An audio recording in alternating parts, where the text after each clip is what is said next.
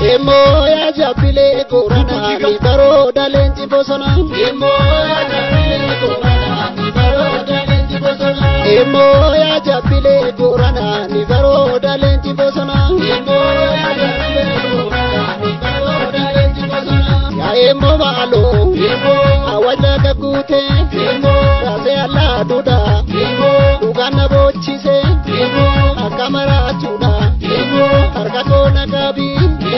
Ofitina kapu, akagale farda, komisana tapu, kiro jajabeko, kiro abdi saba, yemon rafatu, amasi narkini, kota kojratu, emo ya jabile gorana, nigaro dalenji bosona, emo ya jabile gorana, nigaro dalenji bosona, ya jabile gorana, nigaro dalenji bosona ya jabile gorana, nigaro dalenji bosona ya jabile gorana, nigaro dalenji bosona ya jabile gorana, nigaro dalenji bosona.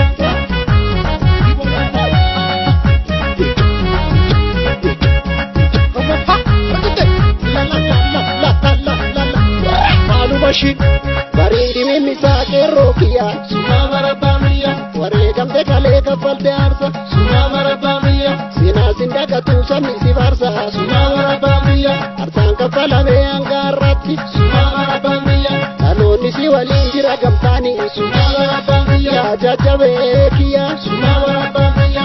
Ayake rokia, suna marabamiya. Akutata kia, suna marabamiya. Ayaobo kia, suna marabamiya. Afarmata kia, suna marabamiya.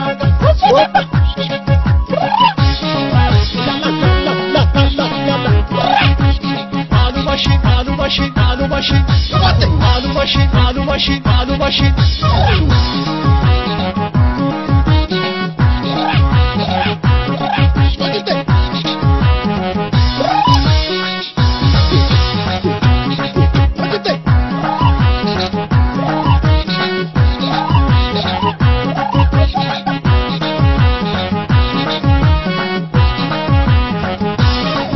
Emo ya jabile gorana ni baroda lenji dakala. Emo ya jabile gorana ni baroda lenji bosala. Emo ya jabile gorana ni baroda lenji dakala.